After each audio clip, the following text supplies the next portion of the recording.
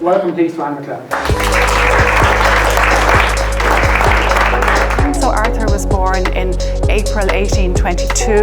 The double stethoscope worn around the neck of a doctor has become the symbol of medical authority or medical professionalism. Nothing flexible around that you could use to make the type of tubes that you would have needed.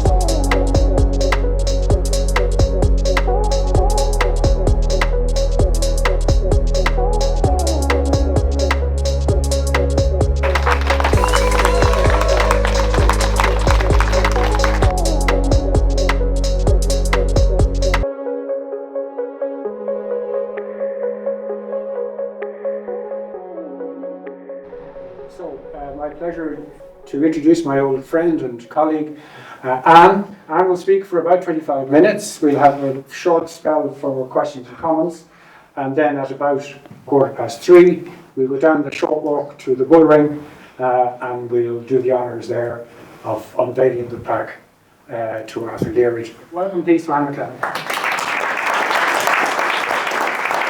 So I'm going to go back to the beginning. So Arthur was born in April 1822 to Richard Leared and his wife Jane Barrington of Ballycogley. He was christened then in St Tiberius Church. Most of you will be familiar with that beautiful church on Main Street, on the 2nd of May 1822. The Leareds lived on the main street in Wexford town, and later they built a lovely house outside the town called Glenville, and Arthur would have moved there in his late teens. And the Dictionary of Irish Architectural Biography says that it was aligned with scenic vistas overlooking gently rolling grounds, and the house itself was well proportioned. His father would also have owned other premises. They had offices on the quays. They had corn mills beside Glenville House as well. So Arthur then went to school in Ferns Diocesan School, and you can see here from this notice in the local newspaper, he did extremely well at a public examination when he was age 15, and he took first class honours in Latin and first class honours in Greek. Then at age 19, he went to Trinity College Dublin. He graduated in 1845 with a BA, which was a normal route towards a degree in medicine at the time. And then in 1847, he got his MB. And along the way, he also got a licentiate of the Royal College of Surgeons of Ireland and a licentiate of the Rotunda Hospital. So he was well equipped. He had qualifications in surgery, in obstetrics, in gynecology, as well as his main qualification as a physician. So he started off then and spent his first 6 months in the Meath Hospital in Dublin. And at the time, the Meath Hospital was arguably one of the most progressive hospitals in Dublin, in fact one of the most progressive hospitals in Europe at the time, and notably one of his teachers there would have been William Stokes, who introduced the original stethoscope into Ireland. So following 6 months there, he headed off to London for 6 months to a hospital for diseases of the chest, and then he came back to Wexford. So he took up a dispensary post in Oulart in his home county. And this at the time was a brave decision, because at that stage Ireland was rife with famine, with poverty, with fever. And William Stokes, whom I mentioned, Arthur's teacher, was very conscious of the risks posed by infection to doctors. And he actually said very publicly, "Such a number of my pupils have been cut off by typhus fever as to make me feel very uneasy when any of them take up a dispensary post in Ireland. I look on it almost as going into battle." So Arthur went into battle, medically speaking, in Oulart Dispensary. And while he was working there, this would have been one of the main tools of his trade. So this is the original stethoscope, devised in 1816 by a French doctor, René Laennec, in Paris, brought into Ireland by William Stokes and his colleagues, spread into general use by the time Arthur would have graduated as a doctor. As you can see, it was just a simple, rigid wooden tube, one ear to one end, the other end of the tube went onto your chest, and it magnified your chest and your heart sounds much more than putting your ear to the chest, which was what you would have done previously. So that was fine, but Arthur wasn't quite happy with it. There had been kind of a bit of talk in the late 1820s about how a double stethoscope might be better. You could listen with both ears, but the material wasn't available. There was nothing flexible around that you could use to make the type of tubes that you would have needed. So Arthur decided that he would have a go at making one of these double stethoscopes because he would be able to distinguish the sounds much better. And as well as hearing twice as well, because now you're hearing with both your ears, you were also blocking out any distracting environmental sound in the area. So why Arthur Leared? I'm not quite sure. I'd say it was his teachers in Trinity and the Mead Hospital that inspired him to go on and to try and reinvent the stethoscope. What made it possible for him was this material called gutta percha. And gutta percha was brought into Europe in the 1840s. And it was like a kind of plastic material, but if you boiled it, it becomes malleable and you can mold it into shape. And then when it cools down, it keeps its shape. So it wasn't like rubber, which had to be vulcanized. It was a very easy material to work with. And it was the material that was famously used to insulate all those big telegraph cables that went across the Atlantic under the oceans. They were all clothed at this stage in gutta percha. I think it's quite likely he got in touch with the London gutta percha company and asked them to make something to his design. But there was also a shop in Wexford town at this stage that was advertising gutta percha. So it's possible he could actually have got it and tried to make it himself. I'm not quite sure. In any case, what he came up with was this stethoscope here that you see in the main picture. Very simple, 2 tubes of gutta percha, 2 flat ends for earpieces and the bottom end to put onto your chest. And he was so excited by this, he decided to enter it in the Great Exhibition in Crystal Palace in London. So you probably all know about this, opened by Victoria and Albert in these beautiful big glass houses that were purpose-built to exhibit all of these inventions of industry, science and technology, and really to show off, you know, what was happening in the Victorian age. Perhaps not surprisingly, Arthur's stethoscope in this kind of dazzling array of exhibits didn't attract much attention. But he did have an entry in the catalogue, and this was really important to him in later years. So after that, 5 years later, a row breaks out in the Lancet journal. And somebody says, great, now we have a double stethoscope. So this is 5 years later. Brilliant. Well done, America. 2 Americans have invented a double stethoscope. Arthur, of course, not too happy about this. So he gets entrenched in this warfare with the author of this article, and this goes on over a couple of months. But he proves priority because he has exhibited in the Great Exhibition. And he goes even further and he suggests that the Americans have actually pirated his invention, and the Americans come back and say that they hadn't crossed the Atlantic at this time and they weren't aware of his invention, and so on and so forth. But he wins out. He's always very poetical in what he writes. So where he says here, as certain nebulae are resolved into stars by powerful telescopes, so specific chest sounds obscure from their lowness may be determined by the double stethoscope. And in time, he was to prove correct. The double stethoscope did become the standard instrument in clinical practice. And in fact, the double stethoscope worn around the neck of a doctor has become the symbol of medical authority or medical professionalism. You know, when you're in a hospital and you're looking for someone with a stethoscope, someone who's going to be able to help you. Before Arthur left Ireland in 1851, he had exhibited in the Great Exhibition. He finally was appointed as medical officer, but he was jointly appointed with Michael Carton, his rival from Enniscorthy. So kind of a bitter pill probably for both of them to swallow, because their rivalry is evident at all of the time. Arthur was never really going to stay in Oulart. It was way too small to contain him and his ambition. At this stage, he was already rising in the academic and professional world. He'd invented the double stethoscope. He published case studies of patients in various Irish medical journals. He had researched and published on topics like cholera and heart sounds. And in 1852, while he was still 30 years of age, he was elected a member of the Royal Irish Academy. And this was a huge honour, and this was for his contributions to medicine. So soon after that then, he left Ireland for India, where he was going to set up practice, but due to ill health had to run back again. So that didn't work out. Then he went instead to London, and this is where he stayed for the rest of his working life in medicine. So on the 3rd of February 1853, he married his sweetheart Anne Eliza, the eldest daughter of Thomas Jeffreys of Wexford.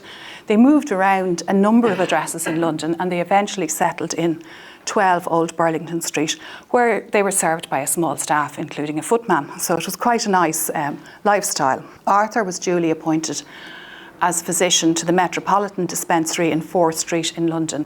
This was a hugely busy, big dispensary, and this was a prestigious appointment, and he won it after what the Lancet described as a severe contest.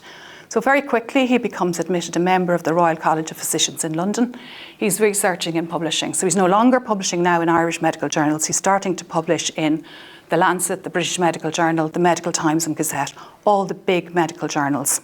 His main interests were physiology, which was just emerging, and with an emphasis on gastro-enterology, parasitology and cardiology, which seems a bit nuts to us today, but he was able to take in all of these different specialities. And then in 1855, he goes to Smyrna. So the Crimean War broke out in 1853, so the Ottoman Empire was pitted against Russia.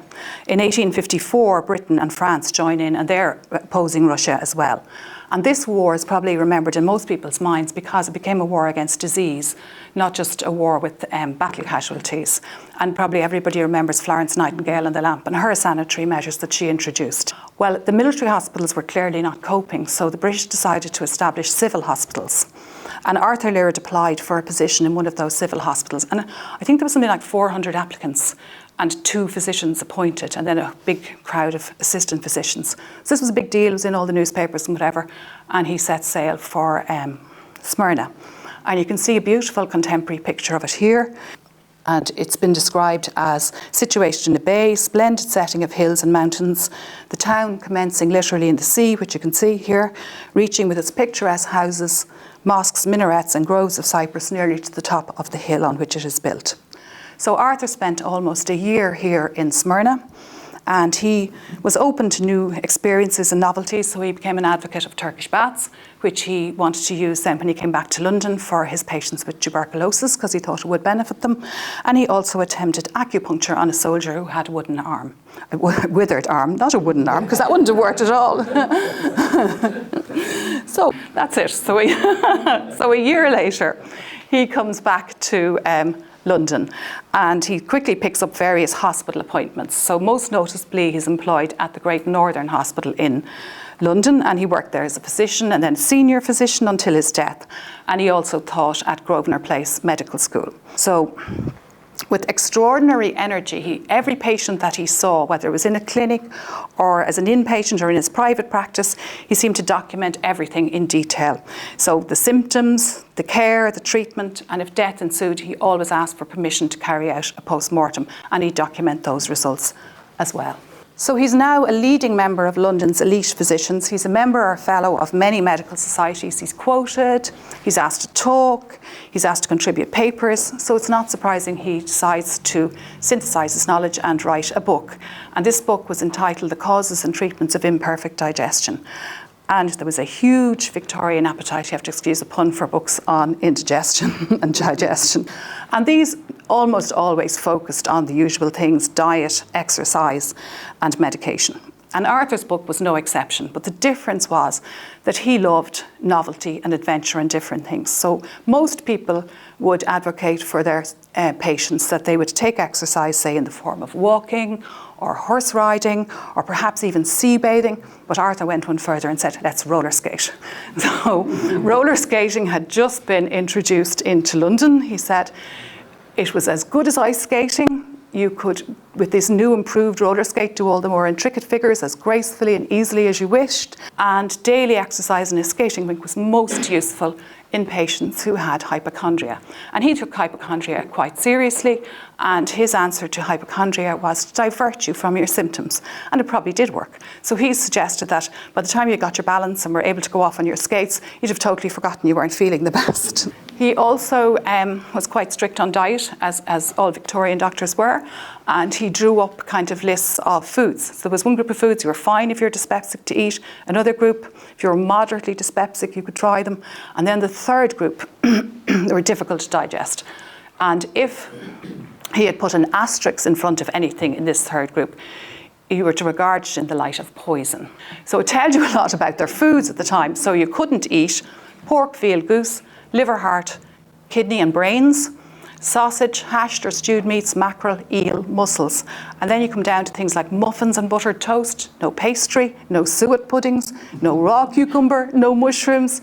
And sadly, if you're to take them completely seriously, no chocolate, champagne, port or liqueurs. A very difficult diet to follow.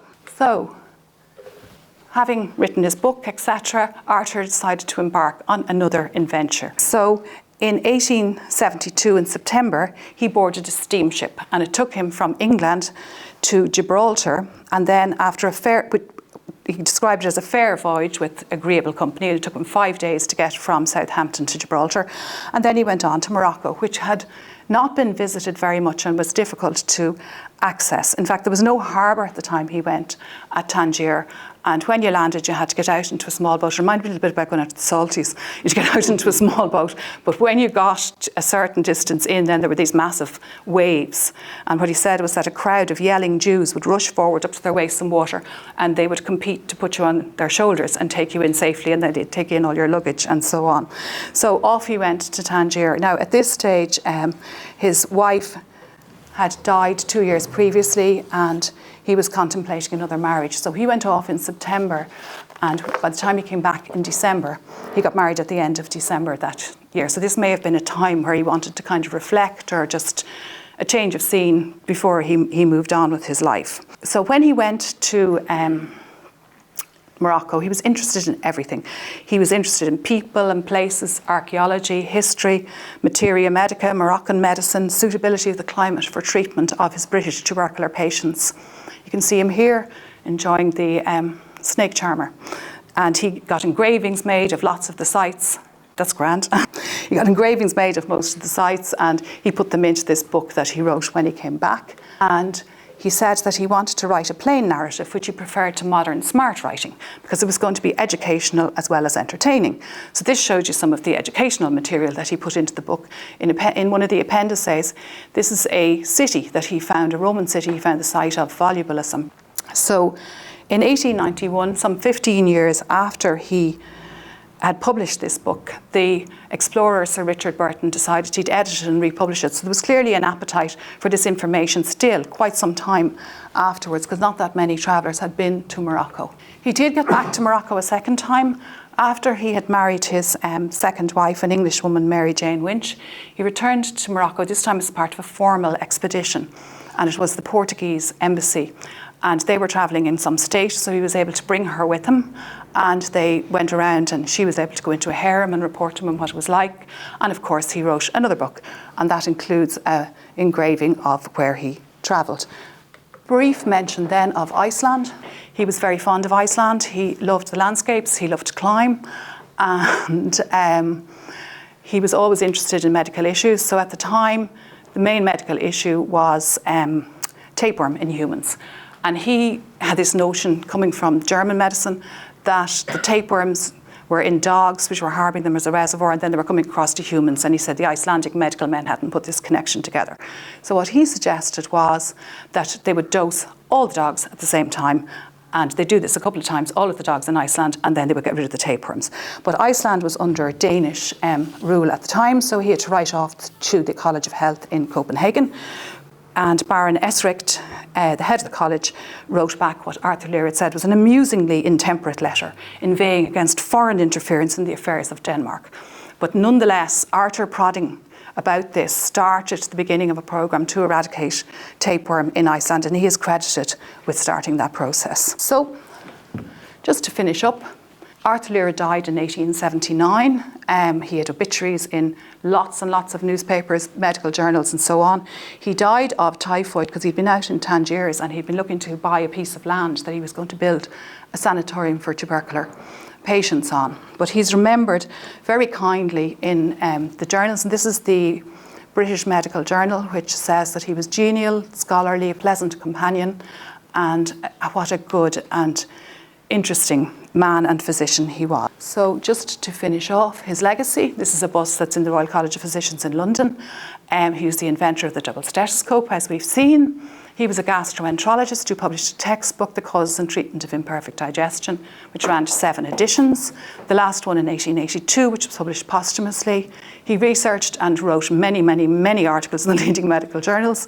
He visited Morocco twice and wrote 2 books about it. He visited Iceland on a number of occasions and published about psittacus, which is tuberculosis, and fatal cystic disease, which is the tapeworm in humans. He was elected member of almost every medical academy and association that you could be. So he was a member of the Royal Irish Academy. He became a fellow of the Royal College of Physicians of London, a fellow of the Pathological Society of London, the Medical Society of London, the Royal Medical and Chirurgical Society, and he was also a fellow of the Royal Geographical Society on account of his travels. So that's it.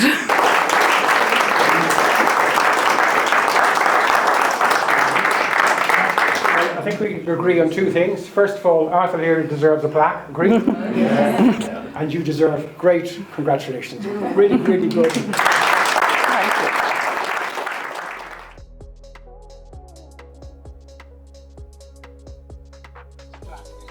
I'm now honoured to invite the President of the Royal College of Surgeons in Ireland to do the sort of formal unveiling of this plaque. Ken, thanks very much. Likewise, I'd like to thank Brian and Anne for the invitation to be here.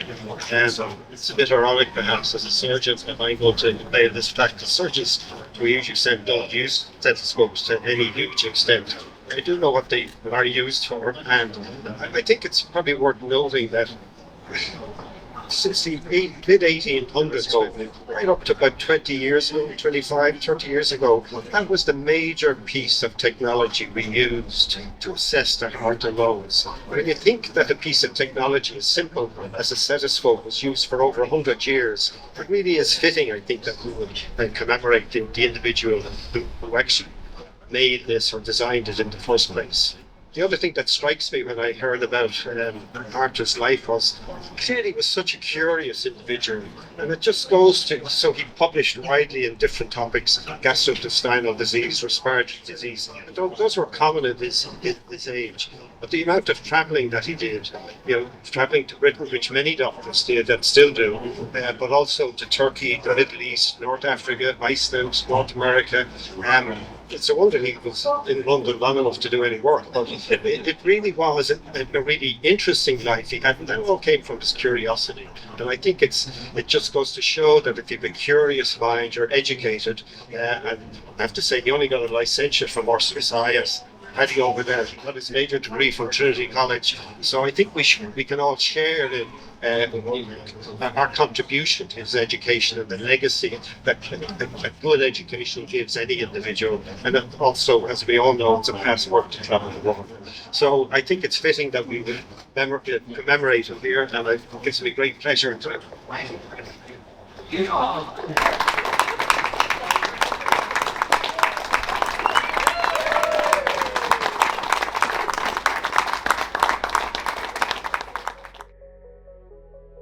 The name Leared is really, it's a really rare name. There aren't many. I come from Zimbabwe originally, and my great-grandfather was a descendant of Arthur's brother, so Nick Leared. So he moved to Zimbabwe in the 50s.